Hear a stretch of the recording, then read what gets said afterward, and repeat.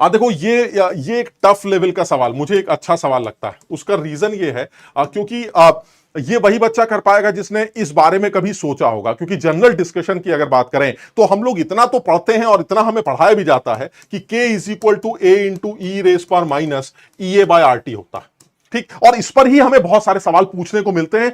ऐसा लगता है जैसे मेंस लेवल पर इससे ज्यादा तो वो क्या ही जाएगा, जिस तरह से वो लेवल अपने बाकी सवालों में दिखाता है, तो उस तरह से इस सवाल में भी उसको अपना लेवल इतना इंप्रूव करके नहीं दिखाना चाहिए। तो मुझे ऐसा लगता है एक अच्छे लेवल का सवाल इस पूरे पेपर में शायद सबसे अच्छा सवाल यही दिखाई दे रहा है, जिसमें के की वैल्यू उन्होंने एक ऐसी इक्वेशन है जिसमें के इस इक्वेशन के 3 स्टेप्स होंगे जिनके individual rate constants k1 k2 k3 दिए गए।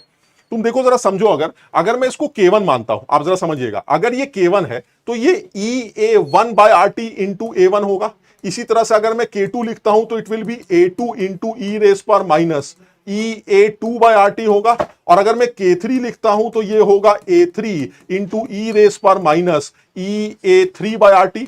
अब देखो मैं डिटेल में तो नहीं जा रहा हूं, लेकिन आप खुद बताइए कि अगर मैं k1 और k2 को आपस में मल्टीप्लाई करूं तो आप बताइए एक्टिवेशन एनर्जीज का क्या होगा। सर जब आप k1 k2 को आपस में मल्टीप्लाई करेंगे तो ये दोनों टर्म जब मल्टीप्लाई होंगे तो एक्टिवेशन एनर्जीज ऐड हो जाएंगी, और जब आप इसको k3 से डिवाइड करेंगे तो वो जो डिवाइड वाली एक्टिवेशन एनर्जी है ये ऊपर जाके सब्ट्रैक्शन में चली जाएगी। यानी कहने का मतलब ये हुआ कि अगर k1 into k2 upon k3 ये आपका k नेट, तो जो ई नेट की वैल्यू आएगी उसमें k1 k2 को अगर आप मल्टीप्लाई कर रहे हैं तो एक्टिवेशन एनर्जी में E1 और E2 आपस में ऐड हो जाएंगे, और अगर आप k3 को डिवाइड कर रहे हैं तो E3 सब्ट्रैक्शन में चला जाएगा। यानी ई नेट की value E1 plus E2 minus E3 से कैलकुलेट की जाएगी। मुझे लगता है E1 E2 E3 दे रखे हैं या ई नेट दे रखा है, तो that is 400 which is equal to E1 जिसकी वैल्यू 200 दे रखी है, प्लस दूसरी वाली वैल्यू आपको E2 की 300 दे रखी है, और इसमें से आप E3 माइनस कर देंगे। तो इसको सॉल्व करेंगे तो ये 500, E3 की वैल्यू 100 के आसपास आ रही है। यानी अल्टीमेटली अगर आप इसको कैलकुलेट करते हैं तो सॉल्व करने के बाद जो E3 निकल के आना चाहिए वो 100 निकल के आना चाहिए, और बहुत सारे बच्चे इसका आंसर सही भी बता रहे हैं। तो देखो ये जितने सवाल हमें मिले हैं उनके अकॉर्डिंग अगर बात करें, अच्छा ये सवाल तो वही वाला सवाल है, ये हम कर चुके हैं।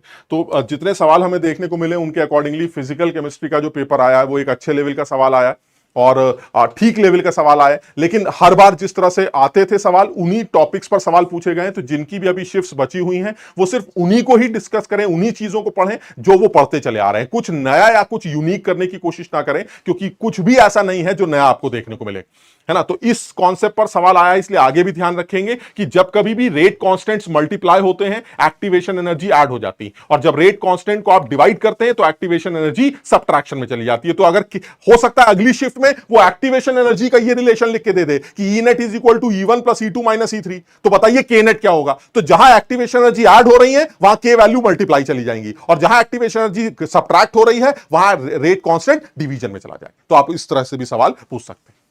तो सर तब तक सेव करेंगे जो पीछे हमारे हैं भैया।